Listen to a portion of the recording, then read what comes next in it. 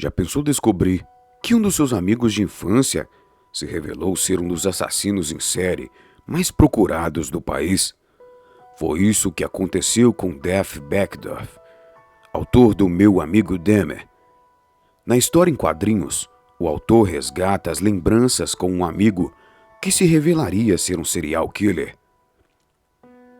Entre os anos de 1978 e 1991, Jeffrey Dahmer assassinou 17 pessoas, todos homens e garotos.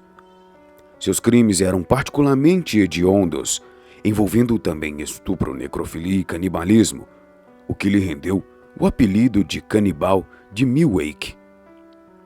Após a sua prisão em 1991, ele foi condenado a 16 penas de morte. 3 anos após o julgamento, foi assassinado na prisão por outro detento. Mesmo mais de 30 anos após os seus crimes, Dahmer continua a causar repulsa nas pessoas que se deparam com seu caso. Os crimes do serial killer voltaram a chamar a atenção do público com a nova série da Netflix, Dahmer, um canibal americano. Com uma infância aparentemente normal, o gatilho que possa ter transformado o amigo de Jeff Beckdorf no canibal de Milwaukee permanece um mistério. E é justamente essa falta de compreensão pelo que poderia ter motivado seus crimes que torna um dos serial killers mais comentados até hoje. A seguir, a Caveira separou alguns fatos sobre a vida do assassino que talvez possam ajudar a elucidar um pouco melhor a sua personalidade. 1. Tudo pode ter começado com uma cirurgia na infância. Segundo relatos da própria família, o pequeno Jeff era uma criança feliz e cheia de energia, mas isso mudou quando ele precisou ser submetido a uma cirurgia por causa de uma dupla hérnia. Pela mesma época, seu irmão mais novo nasceu e a família precisou se mudar com uma certa frequência para diversas localidades de Ohio. Investigadores acreditam que a soma de todos esses fatores possa ter influenciado a mente do garoto, pois a partir de então, ele nunca mais demonstrou a mesma alegria que lhe era tão típica. Além disso, Jeffrey se tornou uma criança mais introspectiva.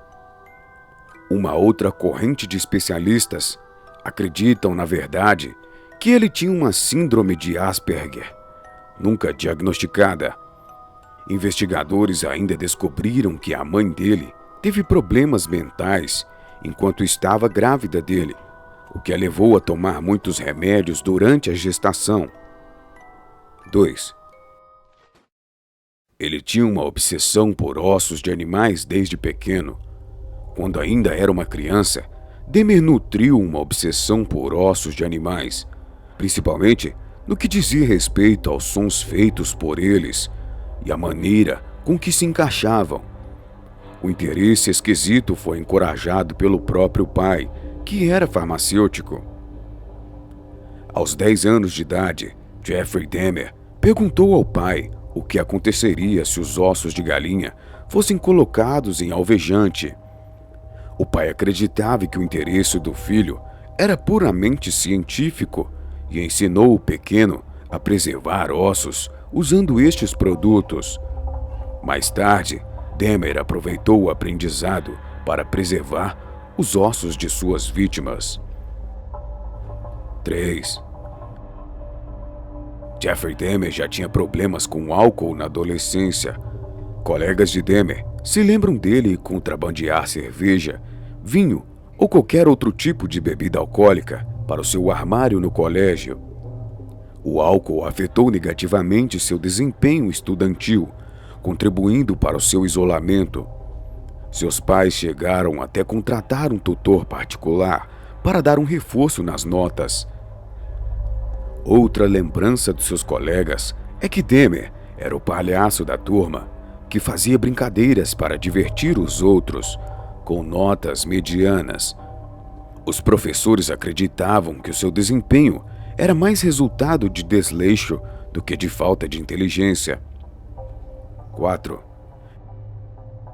Ele serviu o exército como médico de combate em janeiro de 1979. Jeffrey Dahmer se alistou ao exército americano. Ele foi treinado como médico e enviado para a Alemanha Ocidental. Daquele ano até 1981, ele serviu como médico de combate. Durante esse período, Dahmer foi acusado de ter estuprado 2 soldados. Uma das vítimas disse ter sido violentado após ter sido drogado pelo médico. O outro soldado era colega de quarto do assassino e afirmou ter sido abusado repetidas vezes. Tudo isso, somando ao seu alcoolismo, fez com que ele tivesse sido considerado inapto para o serviço militar e enviado de volta aos Estados Unidos. 5. Dahmer assassinou e guardou restos mortais enquanto vivia na casa da avó. Em dezembro de 1981, Jeffrey Dahmer se mudou para a casa de sua avó, em Wisconsin. Lá, ele teve diversos empregos e, nas horas vagas, ia a casas de banho e assediava homens jovens. Ele atraiu diversas vítimas à casa da avó, onde as drogava, abusava e matava. Além de tudo isso, muitas vezes era ali mesmo que ele desmembrava esses homens. Sua avó chegou a pedir que ele se mudasse para outro local, porque não gostava do hábito do neto de sempre trazer homens para casa à tarde da noite e também por causa do odor que emanava do porão. Imagine se ela soubesse o que causava o cheiro. 6. O assassino mantinha uma macabra coleção de fotografias.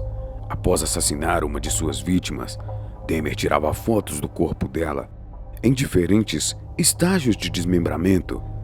Ele também posicionava os cadáveres em poses bem perturbadoras. Em julho de 1991, um homem chamado Tracy Edwards apareceu na rua bêbado e com algemas no pulso. Ele falou aos policiais que um cara estranho havia feito isso com ele, o que levou aos agentes a darem uma olhada no apartamento de Jeffrey Dahmer. Quando um deles encontrou a doentia coleção de fotografias, decidiu investigar um pouco mais, descobrindo o congelador dos horrores do assassino, com diversas partes corporais sendo conservadas. 7. Ele estava montando um altar com as caveiras de suas vítimas quando foi pego. Jeffrey Dahmer foi pego quando a sua 18ª vítima fugiu de seu apartamento em Milwaukee e procurou a polícia. Quando chegaram ao local, a polícia se deparou com uma cena no mínimo macabra. Torsos sendo dissolvidos em um barril industrial cheio de ácido, restos mortais guardados no congelador, 2 esqueletos completos e caveiras branqueadas no armário. Segundo o próprio contou à polícia, os planos do assassino envolviam construir um altar repleto de caveiras e ossos. O projeto do macabro altar ainda envolvia uma cadeira de couro preta, onde Dahmer se sentaria. Ele disse que a estrutura serviria como um lugar onde ele pudesse se sentir em casa. 8. Dahmer conduzia experimentos em suas vítimas. Durante as investigações do caso, foi descoberto que o assassino conduzia experimentos em alguns dos cadáveres de suas vítimas. Isso incluía lobotomias e aplicações de fluidos nos crânios, enquanto eles ainda estavam vivos. Ele injetava ácido muriático para ver se conseguia mantê-la sob seu domínio. Jeffrey Dahmer confessou ter violado algum dos seus cadáveres e também ter preservado o coração de um homem para devorá-lo mais tarde. Segundo o psiquiatra forense envolvido no caso, Dr. Frederick, os assassinatos não costumavam ser brutais, mas eram profundamente relacionados ao controle que o serial killer queria ter sobre suas vítimas. O médico também não encontrou nada que corroborasse com a alegação de insanidade de Dahmer.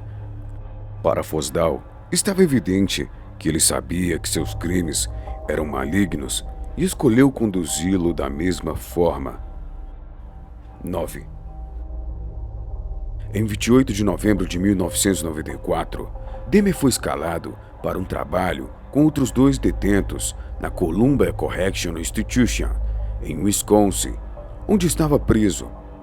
Sem supervisão dos guardas, o detento Christopher Scaver começou a questionar Jeffrey Dahmer sobre seus crimes contra afro-americanos, que formavam a maioria das vítimas do canibal de Wewake. A discussão resultou em Scaver